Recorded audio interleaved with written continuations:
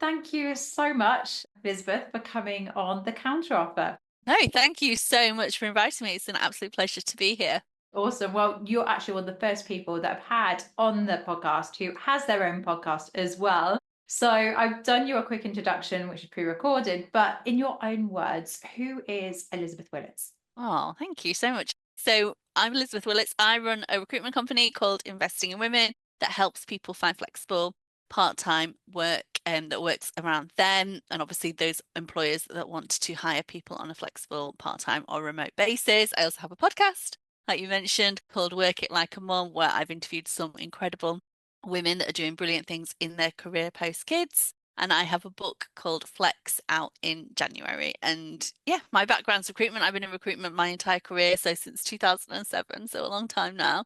And the reason I founded Investing Women, I don't know if we're going to go into that, but it was because I was made redundant from my recruitment role in 2020, couldn't find another flexible or part-time position that worked for me. My children were 1 and 3. Every time I asked a recruiter if the role could be part-time, they said no straight away or ghosted me. And I decided I wanted to use my recruitment experience for good. I could see what had happened to a lot of friends where they'd had to exchange something well paid that they trained really hard for in exchange for that flex. And I thought back on my recruitment career at that point. I've been in recruitment a long time, going on 15 years, and I hadn't ever recruited anybody part-time. Being honest, we didn't even register people that wanted part-time. So I knew then that I'd been part of the problem. So I wanted to be part of the change. And that's why I started investing in women. I love that. First of all, how many kids do you have? Two. Two. So busy times. And how old are they? They're older now, so they're 5 and 7. Ooh, So it's a little interesting. bit So I've easier. I've got They're a at school. 5-year-old as well and a 4-year-old. I forget because they grow up so quickly. I know, they But do. Are yours at yeah, school now? yes, they are. So yeah, it's crazy. And I totally wonder whatever I would have done back in the corporate world. I've looked at your LinkedIn, you're from quite a corporate background as well. So Really? Yeah. yeah, and a It's massive change. difficult. Massive change. Yeah. And like you, I was like, COVID happened, and I was Yeah. like, I need to do something, have a massive change to make this kind of work for me. And you're one of the few people who I've spoken to who's had a very similar experience that actually COVID was sort of that facing an uncertain time in your career. What was that kind of aha moment for you? When did you kind of Oh think, God. I've got to do something? And how did you find that courage? I mean, I'll be honest, I was just so bored. I don't know if you feel like that, but I think I felt like I was stuck in the house with two small children. And I had actually loved my maternity leave. I was not one of these people that had not enjoyed maternity leave because I'd made some really nice friends. I'd really enjoyed going out for coffees and done all the baby groups. But then obviously COVID happened and then everything stopped and I wasn't working then, was on furlough. And I was just so bored. And I got really jealous and resentful actually of my husband who was still working. And I was be downstairs with the kids, like with Play-Doh. And I think motherhood, I enjoy motherhood, but I enjoyed it when I could go out and balance it with being stuck in the house and obviously stuck in the house for months on end. And I'd hear him talking to people, talking to other adults. And I was just so jealous. And I thought, I need to do something. And then I got made redundant. I thought, I just can't stay stuck. Yeah, I Yeah. think I felt a bit suffocated. Yeah. How much of a job search did you do during that time? I must say, I hate to say it, but a lot of my clients in the industry that I am in are full-time only, full-time in the office only. Is that what you were met with? Was it only Yeah, full-time work? And yeah. how And did I that make you couldn't feel? find part-time, really. I remember doing the search on like Reed and did a search for recruiters, and only 3% of the roles came back as part-time.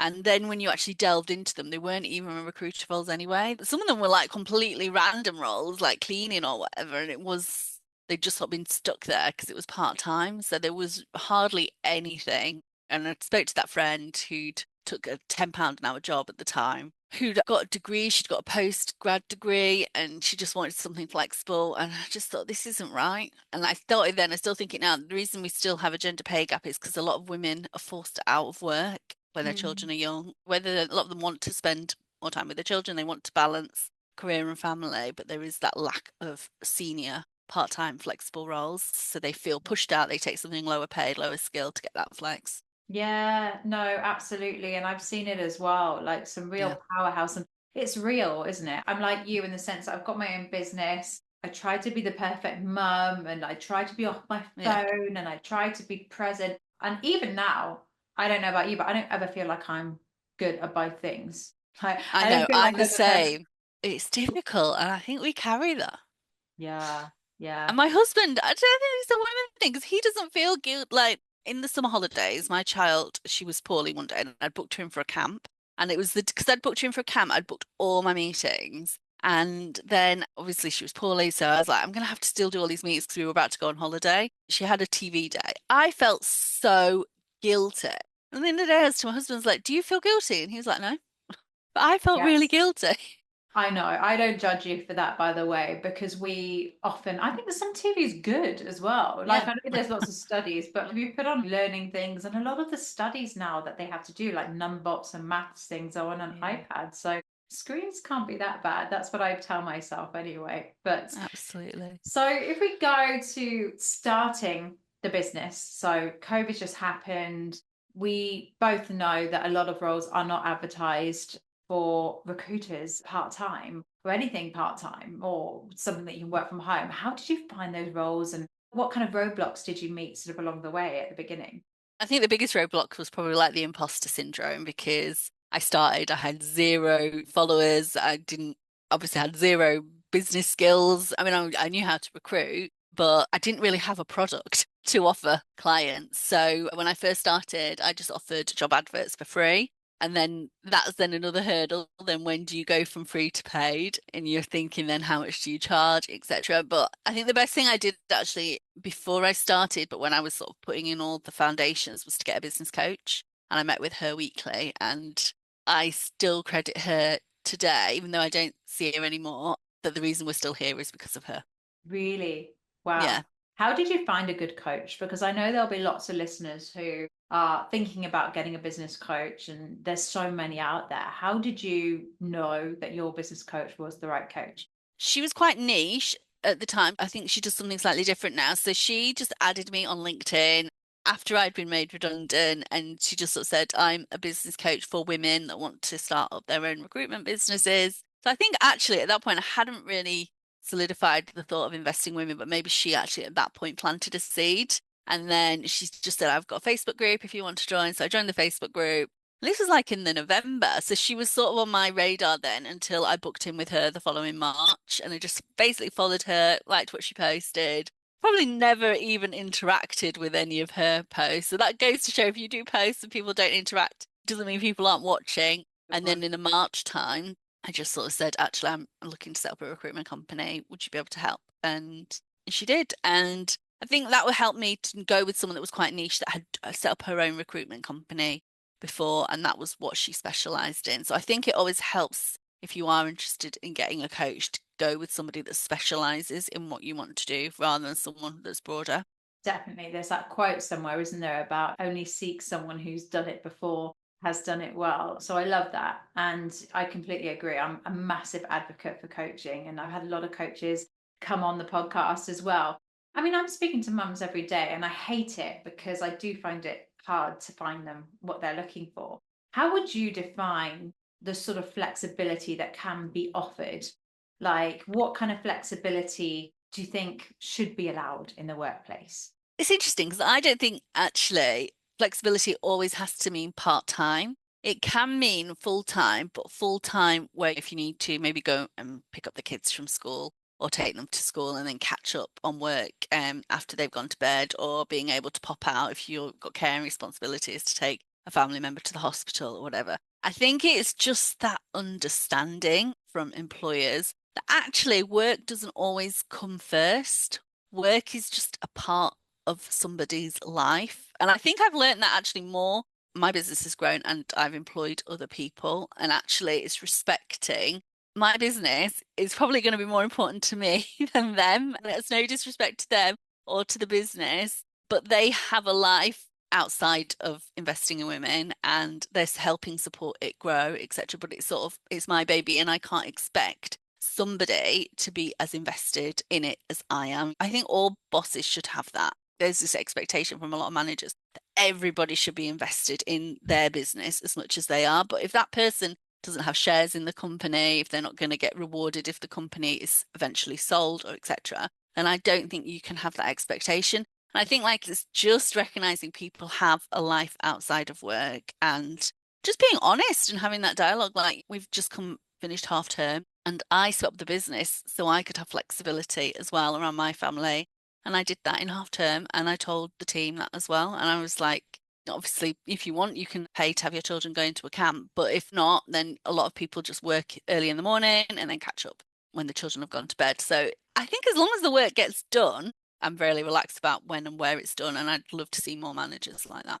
Definitely. And I think there's a really important thing that you said there. If it's not your company, you're never going to be invested as the owner. Although saying that, I've seen some people who are tirelessly and sort of almost like a slave with this imposter Yeah. syndrome to the role. And I also think it's important for employees to recognize those people and to make sure that they do have a stake in the company, or at least an incentive in the future to have some Yeah. kind of stake. But that's another thing that I can go on about. So let's say, for example, I've just had my kids, I'm looking for flexibility. What kind of questions or signals should I be looking for in a potential employer to know whether they will be able to offer me that flexibility? Because so many companies claim to be. I So, know.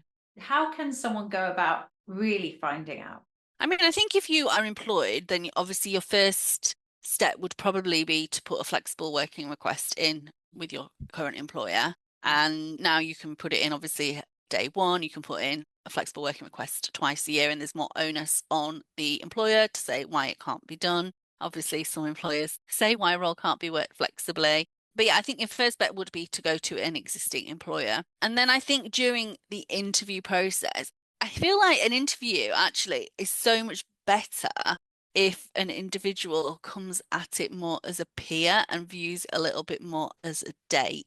And obviously, this is going on from flexible working. I feel there's often like a power thing, and people are so nervous about interviews, but they are a two-way process. And I think if you can come in and actually demonstrate that you are able to add value to that employer from day one, you're able to bring examples of what you've done for previous employers, how you've made a difference.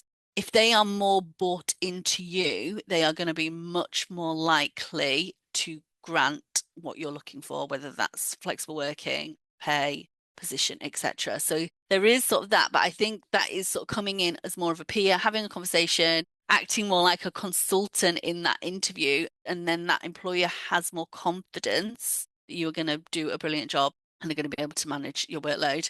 In That, terms of when to bring up flexible working, I think I made a mistake when I was looking for flexible working to bring it up like before I'd done that, demonstrated my value, and I asked the question too early. But I think if you sort of ask that question, maybe if you pass first interview before second interview, when you've had a really good chance to demonstrate that you are a really viable candidate, then that is much more likely to be said yes to. And then obviously go on Glassdoor. I know that the reviews are a little bit can be a little bit overly critical sometimes because obviously people only write if they've had a negative experience, but you can definitely go on Glassdoor. You can look on LinkedIn, maybe follow some of the people that are already working there and you see the types of posts they're doing and you'll get a feel for that organization. If an employer is truly flexible, then the employees that are working there will often write really nice things about that employer on LinkedIn, about how they're getting flexible working, etc. So you can come on the Investing Women job board because we have loads of flexible jobs with amazing employers, and there's various different Facebook groups as well. I think the key thing is actually as well LinkedIn. And yeah. then just reach out to those people, ask them who are working there, what is it like? And also, that's a good way in to an organization because a lot of companies have referral schemes to avoid agency fees. So if there is a particular company that you really want to work for, if you can develop a relationship with somebody that may be in your team, they are much more likely to recommend you because they will get a referral fee. Those are such nuggets of wisdom. Thank you so much. I think, I don't know about you, but I often find myself in a situation when I'm on the phone to a client and my gorgeous yet very high maintenance 4-year-old boy Mm, is screaming in the background. And I'm like, I'm yeah. so sorry. I feel so embarrassed. And I get mixed reactions. Some clients you can tell are a bit like, it's not very professional. Some are completely understanding. How have you felt that the attitude has changed towards Yeah. mums and flexible working? I mean, has it changed? Do you think? I don't know. Do you know, this happened to me in half term. I took a client call and I never normally take calls in school holidays, but it was somebody that I'd really wanted to speak to, and then they couldn't make before half term, and that was the only date they could do, and it was a bit annoying. And then my 5-year-old walked in, and I was like you, I was mortified. But actually, he was lovely because it was a big corporate insurance firm, and it was really nice, actually. He said he started talking to me about his daughter and what she was like. And then he told me a story about how she'd walked in during the pandemic when he was doing a big pitch, and that actually just completely made me feel at ease. So I think pandemic actually generally helped because people got a glimpse into other people's lives, and people that had before seemed really corporate and just maybe one dimensional, whether it was kids, whether it was a cat, actually even just seeing the background in their room, you sort of get a feel, I think, for what somebody is like as a person. I know, I like that. Maybe being a recruiter just makes me very nosy, but I'm always very fascinated by, oh, what they got on the wall over there. Yeah, I know I am. It's all part of it. No, I love that. Can you share any success stories from people who have maybe found investing for women and they've really kind of found their career to drastically improve? Because I really do think that mums are powerhouse workers. Often people think it's a disadvantage, but I see some people have kids and they're even more determined, even more steely.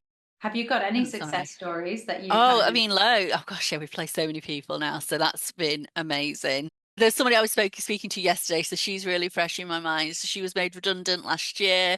She decided to take some time out with her children. They were, breeding about one or two at the time, and then started to look for work back in April. Really, really struggled to find anything part-time. And she'd been really senior in her previous role. She'd been at an engineering consultancy.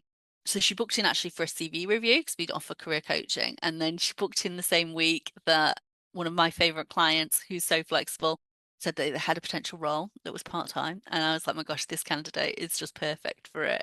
So we did her CV review and then put her forward to the client, and she got offered the role. And she's still in it now. I mean, she loves it. She's 3 days a week. It's absolutely perfect for her. I think it's like 1 day in the office, 2 days from home. Really nice employer that gets it. So that's really good. And now she's hiring now for her team, and she's going to hire somebody part-time as well. So it's always nice when it's something like full circle. And the other ones that I love supporting as well are small businesses. So I do a lot of big businesses. So we did something with a big construction company last year that had never had a woman in a particular team. And we helped them recruit 4 women for that team. And they've just now hired through us a fifth woman for that particular team. We helped them redesign all the job ads, made them really flexible. Also, there's a lot of studies that show women only apply for roles if they feel well, they meet 100% of the criteria, and men apply if they meet 60%. So it was sort of stripping back those ads and actually saying, what do you actually need? Because a lot of this will put potentially female applicants off. And yeah, like I said, they now hired 5 women for this team, and they've completely redesigned. I think it's brilliant because they've actually redesigned the culture as well. It was things like I said, the part-time, the job sharing that they never offered before. And then the other thing I love supporting is small businesses. There was a lot of businesses like mine and yours that were set up in the pandemic and now at that point where they're hiring their Love first that. employees. And I love that. And it's often we're supporting female business owners that set up a business because they couldn't get flexibility. And now they are in like a really nice position that they're offering their new employees those flexible roles that they couldn't get. And I love that as well. Oh my gosh, I love that. And I also didn't really know before finding you that such things were available, which is, I'm sure there are lots of people like me who feel exactly the same. One thing that you said there really resonated with me about 100% of female is more likely to try and match what was 100% of the job Yeah, description. And actually, I did my dissertation on the difference between men and women, and it's the same even in school. Like girls play it safe more with yeah, coursework, and boys take risks with exams. And like there've been educational studies where they say how many stars are in the sky, and all the boys shoot their hands up and they just guess, whereas the girls are like, oh, they play it safe. And our yeah. brains are formed differently, They and are. it's so important that people adjust job descriptions to fit around how it is received by women. So massive advocate for that. Tell us about this book. So I'm always inspired by, especially women who go and write a book. I mean, I've got lots of American friends who've done it, but it's not actually, I don't see very many women writing and promoting books as much in the UK. I'm sure there are, but tell me about how that kind of started and what can we get from this book? What do you want people to really gain from this book? Yeah, I mean, so the book started because I was on a podcast like yours, and then I got an email. It was this time last year from a publisher called Wiley, and it was an editor who had listened to me on a podcast and asked if I'd be interested in having a meeting, and they might be interested in a book. First of all, it went into my spam folder, and I sat on it for a couple of days. I was like, this is not real. So I emailed back, and we had a meeting, and it was real. I had to write a little pitch. And then they offered me a book deal, and I was like, do I take it? I really did not know because I was so busy. And I was like, I just don't know if I have time.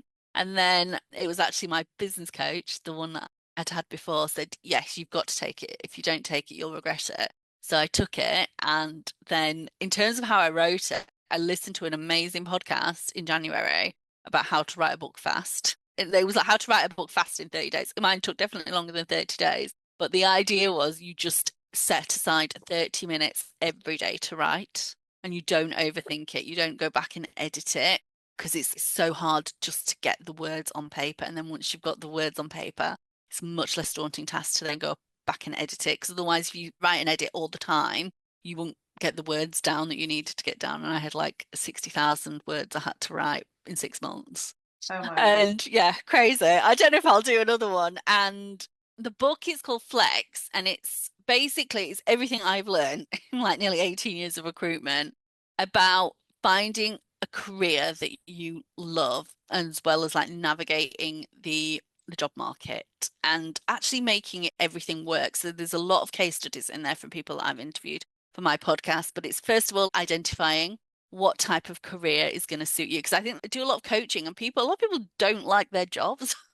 And it's actually how to find. So I feel like this is something as well that could be given to somebody that's like 16 and maybe thinking about what A levels and university degree or whatever they want to do. Because actually, I feel people are pushed into things because of society expectations, parental expectations. There's not actually a lot of thought about what makes you tick. So it's about how to identify what makes you tick, what your personality is like, what your skills and your strengths, what your transferable skills, and then how you're going to get there. So there's a chapter on career pivots. There's a chapter on something called skill stacking. So if you are lucky enough to be in a job you like and you want to climb that ladder, how are you going to stack your skills to make them completely unique to you, to make them extremely valuable in the job market? And there's chapters on overcoming obstacles. So we've interviewed people that have had cancer or children that have additional needs and how to navigate career past life. As we all know, life happens to us all. And then there's obviously chapters on flexible working, how to put in a flexible working request with templates, CVs, how to actually write a CV that is going to open those doors, that's going to showcase you and your experience in the best possible light with templates, how to prep for interviews, LinkedIn, a lot on LinkedIn and building network, how to write a profile, got virtual interviews. And then the final chapter is actually how to make it all work. So if you're in a career and you've got a family, how to actually juggle it and make it work. And I'm not an expert on that. There was a lot of input from other people on that. If you were to give me the best advice and other mothers who are listening to this, what have you learned from that final chapter about how to flex the two? I think a lot of it was like lowering expectations in the best possible way. Your house does not need to always be spotless, for example. The children don't always need to have had complete home cooked meals from scratch or whatever. And also to ask for help. I think that was a big thing. I spoke to a COO of an asset management firm. Her conversation really stuck with me.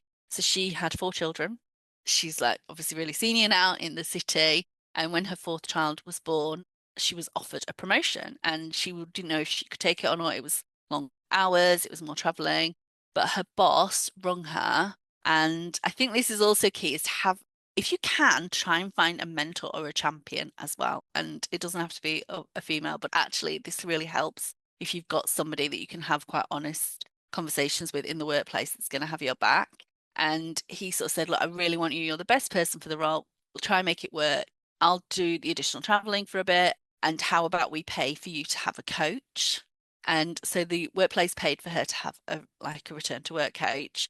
And the return to work coach sort of went through everything that this lady was doing outside of work. And she was like cleaning the house. So she was like really senior at this point. Like, and they said, right, you need to get a cleaner, and helped her sort of plan her weeks. So there was less for her to do at home. So that was something that really stuck with me. And I think just having that support of a coach actually really benefited her as she Yeah. navigated that transition back into the workplace, into a more senior role. I think that's it. Yeah. And I think actually the thing I've learned as well is everybody's just winging it. People look like they've got it all sorted, but they haven't. No, we have. And do you know what? It's nice to hear that, because I always like to surround myself with mums who are very honest about the things that they mess up and the toughness of it and the mess of their house and all those things. I mean, I am very fortunate to live in the Middle East, which means I do get lots of support, and we have got someone to do our washing and stuff like that. That's But my good. husband said to me yesterday, he said to me, Susanna, you're on the phone quite a lot with the kids. And I thought, I'm not. So I actually asked my daughter, I said, Mummy on the phone much? Yes, Mummy, you're on the phone a lot. And I was like, oh no, I didn't realize how bad the situation was. Yeah. And I think for me, it's about making sure that even if you do get those 2 hours a day with them, to make sure that you are present, Mm. because it's so easy to think you are, but you're not. And they're in Yeah. front of the TV and you're doing something else. But also, I do think, and I don't know what you think about it, but I do think quite a lot of employers are they can be a little bit manipulative and say, well, they'll be proud of you years down the line when you've made them X amount of money. I actually disagree with that. I think that Yeah. I remember as a child, my dad was headmaster of the school that I was at, and I remember very clearly looking forward to the time that came home and waiting by the door, and like it just brought so much warmth to my heart. And Yeah. you forget that, I think, as you get older, and it's important to have that reminder, don't you think? I think so. Actually, that brings me to, yeah, there was another lady I interviewed that her mum had told her she had a really senior job as well. And her mum had said to her, I know you've got a more senior job than I had when you were little, but when you come down the path, you're no longer head of sales at this particular organization, you're mum. So you need to turn off your phone. So that she would, as soon as she walked down the path, she'd turn off her phone and then only turn it back on when the kids had gone to bed. Yeah. And you see so many things that you don't realize about the world. Mm. Like if you Yeah, do, and I think that's the biggest thing. And it's very easy for me to sit here and preach because I'm so bad at it and I'm getting I know better. I'm bad at it. So I was like, yeah. But there we are. We all try to do the best we can. But what do you think the future of flexibility is going to be like? Because I certainly find with my recruitment clients, sad to say, a lot of them are moving back into the office now. Like COVID, everyone was like, brilliant, we can work from home, but it is moving back in full-time office. What do you think the future is going to hold with flexibility? I What do you think, see? yeah, it's so interesting that. Yeah, I completely see that. But I think that's because we're in a cycle at the moment that there is more candidates than jobs. So when that cycle flips, which it always does, it may not be as extreme as it was post-COVID, but it will flip. Then I think all the power will go back to the candidates and then they'll be able to demand more of what they're looking for. So I think the power shift, it's not finished. It's obviously, it never is. I think what's promising is that full time now in a lot of roles is like the hybrid, which is 3 days in an office, 2 days from home, which is a lot more doable for a lot of people. And just having those 2 days from home, and that's considered full time, and they can maintain a career at the level they want to work at. I think that's a really positive thing. I think pre-COVID that we'd have considered that amazing. A lot of people would have considered that brilliant. And the fact you can get that in really professional roles, I think is generally a good thing. I think as well, what's quite interesting is like that Gen Z, a lot of them are really passionate about flexible work. They want something that allows them to travel. Maybe they've done their university degree from home. They're not as itching to go back work in an office and actually a little bit more, I think, aware of their rights. And I remember when I was back in my early 20s, I would have never left the office before my manager. And I think what's quite promising is on social media that seems to have flipped. So I don't think it's over. I think it's going to be a work in progress. But I think eventually, I mean, everything's online. It's a globalized world, rightly or wrongly. So I think flexible working is here to stay ultimately over the long term. And it'll be interesting to see what happens when that cycle flips back to candidates and what they are actually looking for and demanding in the workplace. Definitely. And I do think it's often the people who take advantage of working from home, not working, that do often spoil it for the rest as well. And Yes. without sounding negative, I think it's the way it's managed, and if trust is Yeah. given in the right way, and that it also breeds trust. But yeah, so I'm curious to know, there'll be lots of people listening to this who are very inspired by you and your courage. One word I think of when I think of what you've achieved, turning something around from having that redundancy. I know that you speak quite openly about your journey with IVF as well. So Yeah. you've been through your fair share of difficulties. How then, mindset wise, do you turn that around and create this amazing business? Like, what advice would you give to others? Just do it, you know. Do you know what? I just think do it. You haven't really got anything to lose. I just think, do you know what? None of us is here for a long time. Even if we're lucky enough to live to 90, it's still not that long. True, scary. I think there's be something much more tragic about getting to an old age and not have tried something, even if it fails. And actually, what I've learned is failure is not too bad. Because I've launched things actually that haven't worked. So we also launched like a consultancy arm and it didn't really sell. And that's okay. And failure is not that painful, actually. I think people get nervous about doing something because they're worried what other people think. But I think people are so wrapped up in themselves in the nicest way possible. People obviously think, in the nicest way possible. It probably comes across a bit harsh, but I think you haven't got anything to lose. And if you don't do it and then somebody else does, and they might not be as talented as you, then you're going to always think, oh, imagine if I'd have done that. Yeah, absolutely. And I think sometimes it is the fear itself, which is worse than the reality of the failure. When I started my business, the first thing I was always thinking about was, what will people think if it Yeah. fails? What people will think that I'm incapable. And then actually, like you say, do they care? Probably No not. one really cares because I think people are worried about what they're doing in their career or their business or whatever. So the insecurities hold people back. I listened to so many podcasts, and it was the one when I first launched the business, and it really struck with me. And I'm not particularly religious, but it was like, imagine if you got onto your deathbed and you went up to the gates of heaven and God was there and he said, what did you do with your life? And then you said, but I really wish I'd have tried this. And he was like, oh, it's such a shame you didn't try. Because if you tried and then you showed them a glimpse of what their life would have looked like if they'd have tried, and it was obviously like, their dreams come true. And it was sort of that Love that that. really stuck with me. And I was listening to it with my mum, and I was like, oh, this could be my business. Maybe, if I try it. And she went, you've already tried it and it worked because of the IVF. And actually, I think that was what helped me Really? because she was like, if you'd not tried the IVF, you wouldn't have your two daughters. Your life would be completely different. You already know the power of trying Mhm. something. And actually doing that just completely changed my mindset. Yeah, I love that. And I've got friends, and a lot of people are speaking about it more now, like the troubles with IVF and getting pregnant. And I must say, most of my friends have been through an awful time, but through getting through that, they've managed to have a good outcome. But it can be horrible. And I completely agree with what you said. So let's pretend then that you are on the gates of heaven or wherever you go. No, this And is it. I was like, yeah, because I wasn't particularly religious, but it really did stick with me. yeah. No, let's pretend that you've had your life so far. What is the one thing that you would say to your children that was the pivotal point, something that you've learned to kind of really bring you happiness that you would want to pass on to them? What's the biggest message that you would like to pass on? I think that we're actually capable of anything, actually. And you've just got to try, but you've got to get your mindset to know that you can do it. I don't think people are particularly like cleverer than other people or anything. When you see like CEOs, I remember another thing, watching something where they said they're not that clever. I don't think they are that clever, but what they have had is self-belief. Mm, And it's that is going to propel somebody forward in whatever they want to do. It's that self-belief that you can do it. That other people are not smarter than you, like I said, more cleverer than you, etc. But they do have a lot of them is that self-belief that they can do it. And it's that resilience. If things go wrong, it's actually pivoting and finding a way through. It's knowing that you'll just keep going.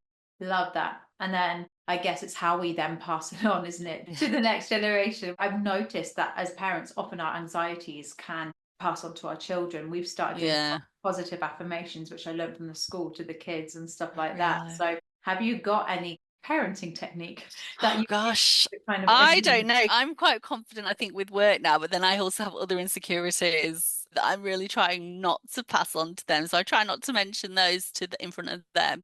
Oh, I don't know. I probably should do more positive affirmations, but what I do tell them all the time is that I love them. I'm really proud of them. I think they've done a brilliant thing that day because I think that is so important to build up their confidence and to know that they are good enough.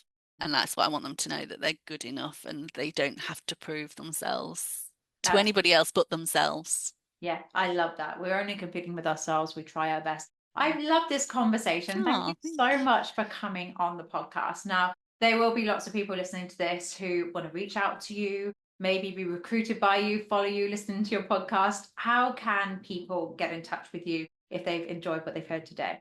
Oh, thank you. So I'm on LinkedIn. So it's Elizabeth Willetts on LinkedIn. We've also got our website, investinginwomen.co.uk. And my book Flex is out in January. And also the podcast, if you want to listen, is called Work It Like a Mom. Amazing. Well, you've been a brilliant guest. I can't wait to read your book and I will follow you with great interest. Thank you very much. Oh, thank you so much.